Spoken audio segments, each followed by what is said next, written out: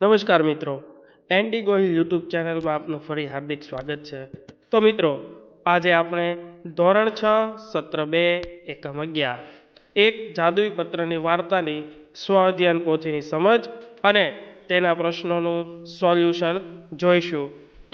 મિત્રો, હજી સુધી જો તમે આ ચેનલ સબસ્ક્રાઇબ ન કરી હોય અથવા તમે આ ચેનલ ઉપર પહેલી વાર છો તો આ ચેનલને તુરંત સબસ્ક્રાઇબ કરો અને બેલ આઇકન દબાવવાનું બિલકુલ ના ભૂલો, કારણ કે જેવા અમે નવા વિડીયો અપલોડ કરીએ કે તુરંત તમને એનું નોટિફિકેશન મળતું રહે.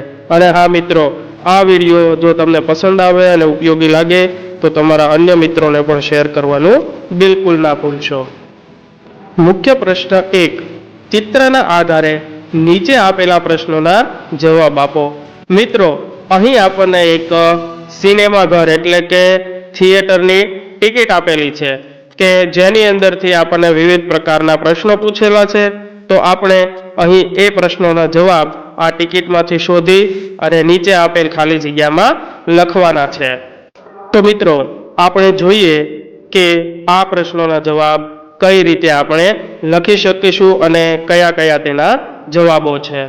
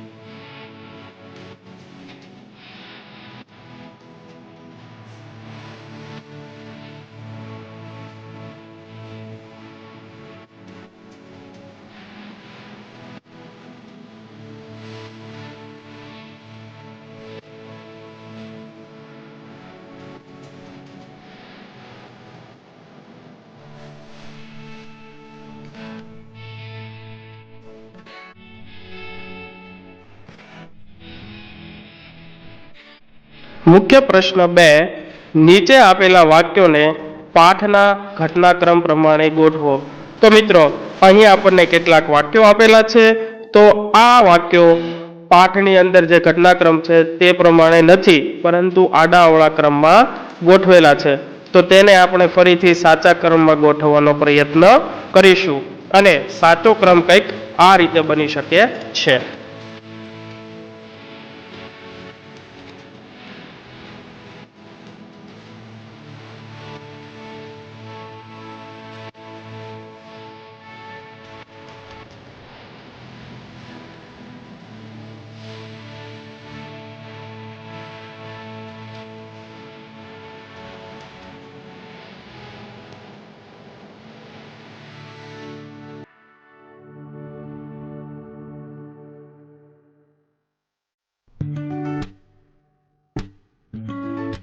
મુખ્ય પ્રશ્ન 3.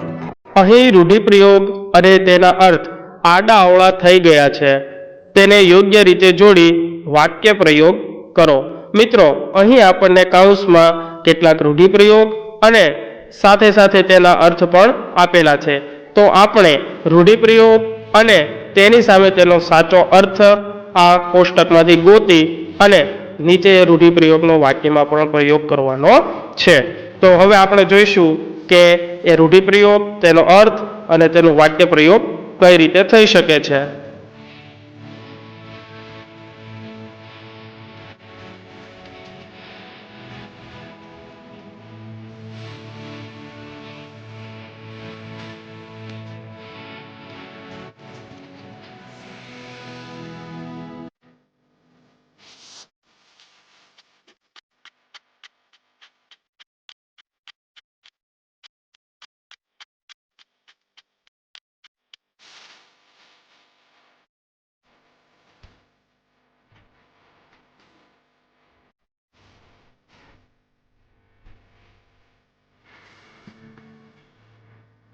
મુખ્ય પ્રશ્ન 4.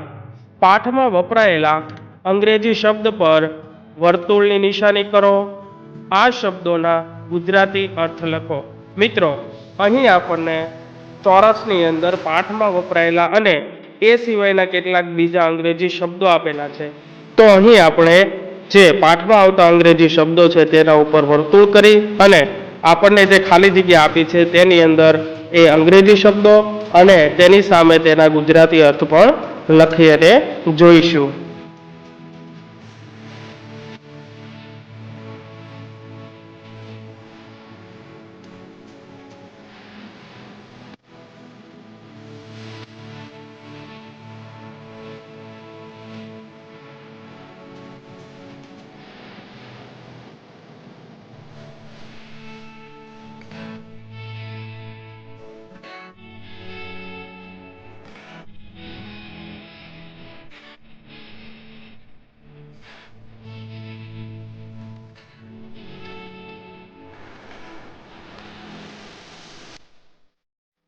મુખ્ય પ્રશ્ન 5 આપેલા વાક્યો કોણ બોલી શકે તે લખો.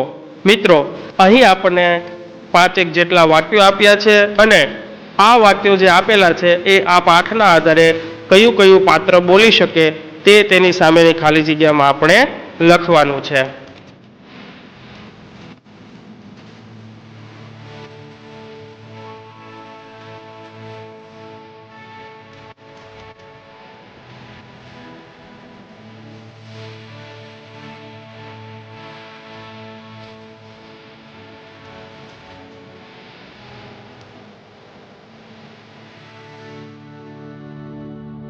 મુખ્ય પ્રશ્ન 6 આપેલ વાક્યોમાંથી ક્રિયાપદ શોધીને લખો. મિત્રો અહીં આપણને 5 વાક્યો આપ્યા છે તેની અંદરથી આપણે ક્રિયાપદ એટલે કે જે ક્રિયા દર્શાવતો શબ્દ હોય તે શોધી અને તેની સામે આપેલ ખાલી જગ્યાની અંદર લખવાનું છે.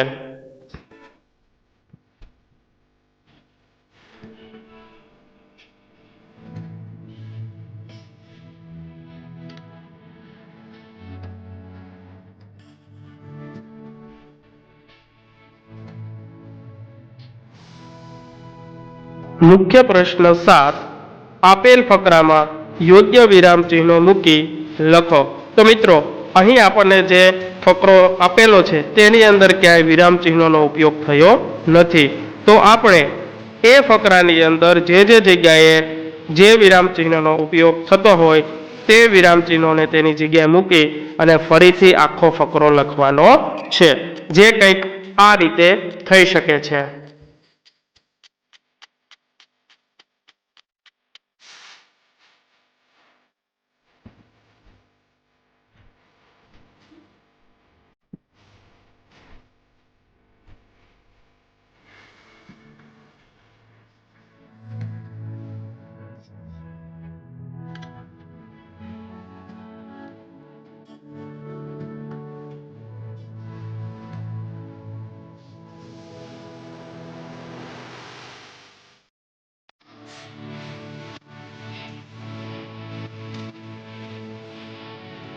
મુખ્ય પ્રશ્ન 8 તમને આવો જાદુઈ પત્ર મળે તો તમે તે પત્રનો શો ઉપયોગ કરો તે લખો. મિત્રો અહીં આ જવાબ છે એ જવાબ આપવા માટે આપણે સ્વતંત્ર છીએ. દરેક વ્યક્તિએ પોતપોતાના વિચારોને ધ્યાનમાં રાખી અને આનો જવાબ લખી શકે છે. મેં અહીં મને જે પસંદ આવ્યું એ પ્રમાણે જવાબ લખવાનો પ્રયત્ન કર્યો છે. તમે મિત્રો તમારી રીતે પણ આ જવાબ લખી શકો છો.